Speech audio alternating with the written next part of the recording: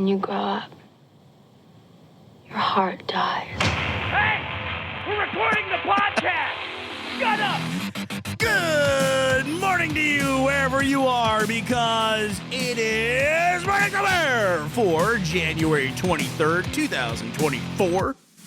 My name is Burnie Burns. With me, sitting right over there, she's grown so old her heart has died. Ashley Burns. You make it sound like I had one in the first place. Can I be honest with you? You may. I really don't want to talk about what we're going to talk about today. And that's okay, because people are interested in it. And sometimes you have topics that you don't want to talk about. So I'm going to power through. I'm going to be a professional broadcaster, and I'm going to power through this. Okay, go ahead. So, Ashley? Yep. What the hell is Pal World? And why is every time I open my browser, when there's wars in the world and everything else, I'm reading articles about Pal World? You don't think there's wars in Pal World?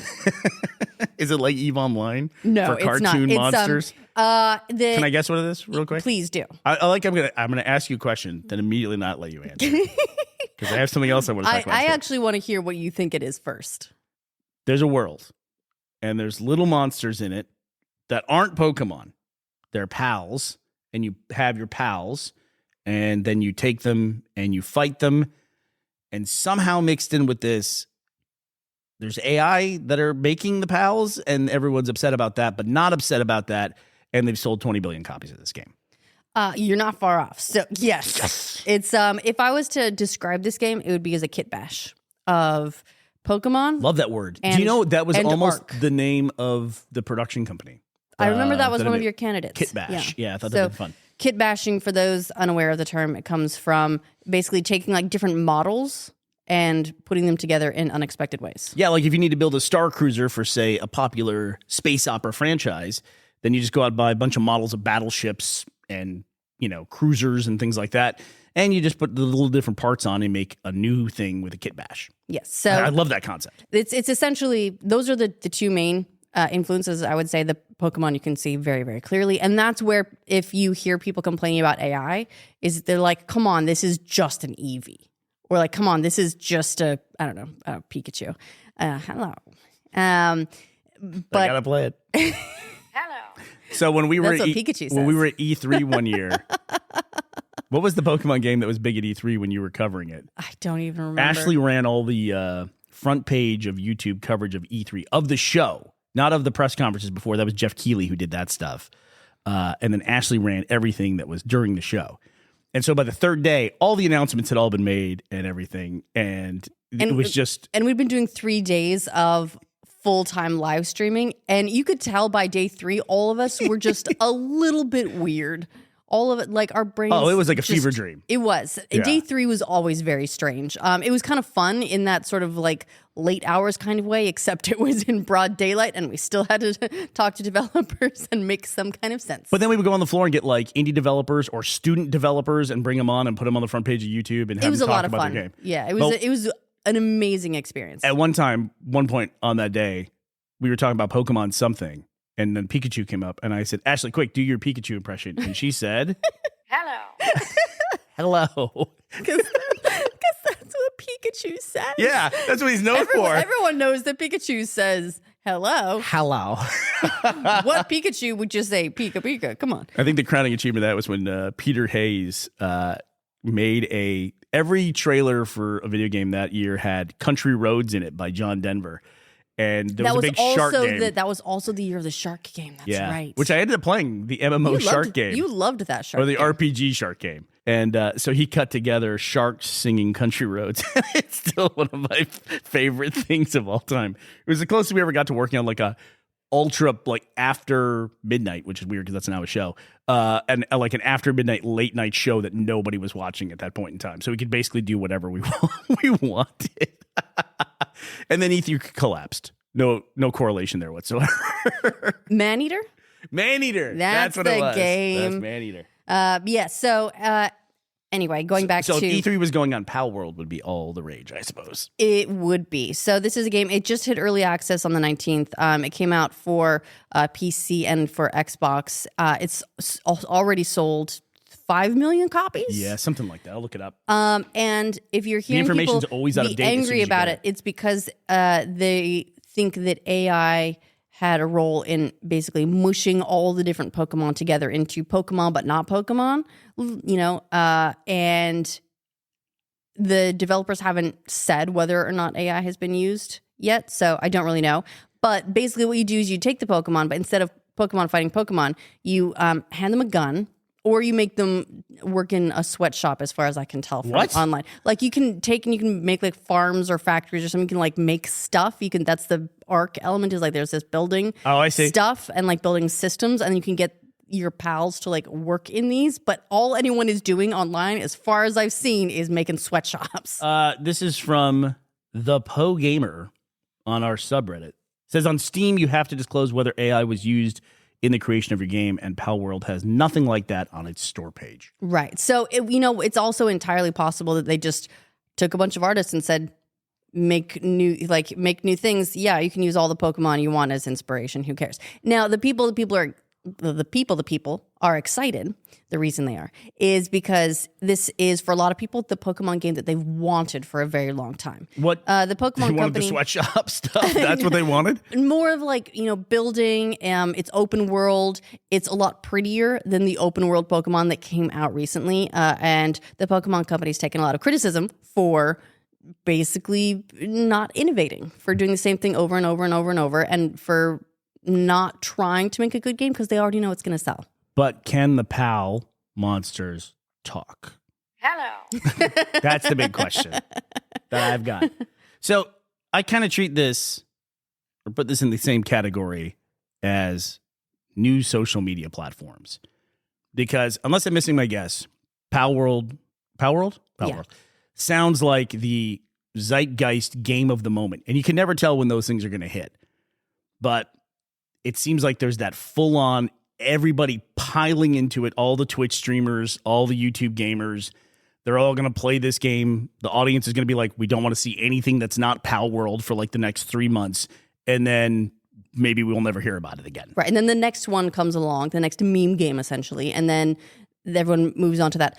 Mind you, I don't think the developers will be too sad. They'll be too busy swimming in their pools of money. 5 million copies sold in like a day and a half or whatever. Yeah. It says 5 million copies sold. By the way, the only articles you can find about it say 5 million copies sold. They're all about 20 hours old at the point that we're reading this in our time zone. So by the time you wake up, wherever the hell you are, who knows? It could be 6-7 million copies by that point. It's got some insane momentum. It's got some really crazy momentum. And what's weird is I don't know where it came from, because until the 19th, I had never heard of this game. That's where I am. Like with social media platforms. Sometimes they start, they'll be around for a year or two, and then all of a sudden there'll be some moment where you hear about it for the first time, and you think, all right, do I have to pay attention to this? And then you go and you look at it and you say, like, this is not for me. And then it gains some kind of traction, and there's the pile on that takes place. And then suddenly it's important and you have to be a part of it. And by that point, your username is already taken by somebody else or something like that. And so that's where I am right now. Do I have to pay attention to Pal World? I don't think you do. Okay. No, I think this is a game that if you want to get into it, great, have a good time. If you don't, you're going to be fine. Yeah. I'm also really careful these days about having young kids around about putting any game out there that's just like a time suck, click fest, at least when we play Minecraft, by the way, as an update. I was going to say, you've already got a time suck game, not click fest, but time suck game. And that is Minecraft. But I feel like Minecraft is constructed. I'll give you a good example of it. Our 100 days. This is an update from like a week ago where Finn, our 4-year-old, doubled down on me on his punishment where he couldn't have Minecraft for a day because he was being sassy after he had screen time. And then he said, give me 2 days. I said, you're right, even 2 days, get 2 days. And then he said, 100. So then I felt like I had to commit to 100. He's really bad at negotiating. He always negotiates in the wrong direction. Stubborn, man. And we made it 4 days, I think, before I told him about how long 100 days is. And so we worked it out. He did some things nice around the house, was nice to his little sister, and now we're playing again. And last night we had our first tragedy in Minecraft. Oh, no. We died in the Nether. Yeah, which it's is a like tough one. A lava world for people who haven't played it. I told him that I'm scared of ghasts, and now he always comes up behind and goes, there's a ghastly, and I have to go, ooh. I'll record him. He can do the ghast impression really well. The ooh. Yeah, that noise. He does it really well. He thinks it's when you scare me. Anyway, with it now. we got knocked off a bridge by a gas and we fell in the lava, which means we lost all of our stuff and we got to kind of start over on our character, but not on everything that we built. How did he handle He took it really well. That's the thing. It's like that was a moment where, a 4-year-old could have had a total meltdown, and we talked about it and said it's going to be fun to rebuild all that stuff. And yeah, it stinks that we lost our really good stuff. We had a helmet where we could breathe underwater and stuff like that, and we got to get all that again. And we could just, do commands and like recreate all the stuff. This is fun part to do of it. It is part of it. It is part of it. And he'll remember it. He was disappointed, but he didn't have a meltdown, which you would fully expect a 4-year-old to have. So it's good. Well, I'm glad to hear it. Yeah. But so you're saying for me, PAL World, no, don't need to worry about it. I think that He's going to come back to haunt you. Maybe. Who knows? No, I can't predict the future. I had no idea what this game was part of the future until 2 days ago. You know what? While we're on the topic though of video games and like the growth of video games, one of my like all-time favorite GIF, infographics, motion infographics was showing concurrent users online or total. That's wrong. It was total players for a game. On Steam, and it showed it historically over time, and it's growing and all this stuff, and then Half-Life shows up and gets really big, and then Counter-Strike starts to grow and grow and grow and gets huge, and then you can watch PUBG, the first Battle Royale game, like working its way up the list, and it gets to the top of the list and completely changes the scale of the measurement of players online. Like the scale changes its scope. It's like just when to accommodate you'll see like, here's the size of Venus, Earth. And then it zooms out and it's like Jupiter. It's like that, except instead of planets, it's games and Steam. Well, how many giraffes? That's the question. Is the size of that. How many ducks? There was an amazing headline. It was an asteroid the size of 2 ducks impacts above Germany. Is that real? Is that real? It's a real headline. Where is it?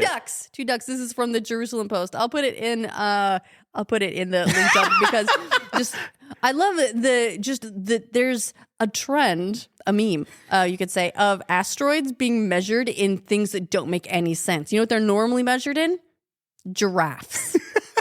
Like a meteor or like an asteroid the size of 2 giraffes just narrowly missed Earth. I'm like, 2 giraffes? Is it 2 giraffes tall? Is it 2 giraffes wide? No, they said specifically on the first one I think that we had seen, they talked about an asteroid being as wide as 2 giraffes.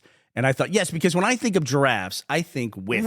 It's like, what does that mean? Is it 2 giraffes laying on their sides? Like, I don't. I like they're leaning into it, though. Now it's just like, I think that they know they're going to get a headline. It is fun. If they can compare an asteroid. By the way, ducks. How the fuck do you know if there's an asteroid the size of 2 ducks? Oh, yeah, but asteroids make a pretty significant show when they come in, don't they? Yeah, I guess so, but did they know about it beforehand? An asteroid? This is from the Jerusalem Post. This is by Aaron Reich. I had to double check on that. An asteroid around the size of 2 wild ducks. Wild ducks. As opposed to your domestic ducks, which of course are larger.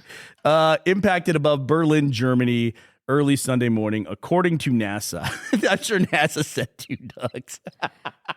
The asteroid in question, designated 2024 BX1, was detected just 3 hours before impact by a Hungarian astronomer.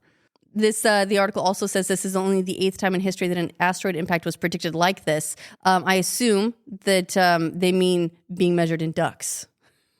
Duck for cover. Asteroid BX1, initially designated as SAR 2736, was measured by German astronomer Michael A., who told Reuters it was around 1 meter in diameter. Okay. That's a measure. See, 1 meter, I get it. I got a picture of a duck here. What do you mean 2 ducks is a meter? Come on now. Yeah, that's a good point. Those are big ducks. That's easily a swan. 2 ducks. Yeah, that's not a meter. I like that we're criticizing their measurement. All right, never mind. We're off this. I just love that astronomers have now just like given up. We got to appeal to the public in some possible way. Do you think in the future we'll be able to watch these asteroid falls in Apple Vision? It's pretty soon it'll be like an asteroid the size of 2 PAL monsters. But which ones? It doesn't matter. They're all AI generated. You can just scale them as you see fit. Oh man, Is that going to be the thing now? You know what the thing is in video games that's driving me crazy? What is is not. I mean, the AI stuff is one thing. It's but I was going to say the thing that drives me crazy about video games currently is: do you constantly get served ads for mobile games that the mobile gameplay doesn't match the game at all? You know what mobile game ads I get served is your monster game. What's my monster? It was the mobile game that you're playing where you're like an alien that's all tentacles. There's a spider monster or something, and you're going around a lab. Oh yeah. And you played the crap out of that game, and I get served ads for that game constantly. Yeah, it was the first ever idle video game I played. So you wait a certain amount of time and things unlock and you can go collect the resources. And I got to the point where I was like setting timers on my watch to go and do it. And I was like, what the fuck is this? What am I doing? No, I have a life. I have bills to pay. And so I just deleted the whole thing. My first idle game, Farmville. Oh, was it? Yeah, well, that was the one that started it all, right? Yeah. Yeah. You were in a meme years ago where you were playing on one of your professional gaming stints and you were even in uniform for the team and everything. And the meme below it was, girl gamers, some people take Farmville very seriously. I remember that. You remember that one? I do remember it. And you were in that meme. Even at the time, I was like, I played Farmville. You're like, hey, but yeah. How dare you be so accurate? And then that picture ended up, I think, later in another meme where it was I'm a girl who plays games.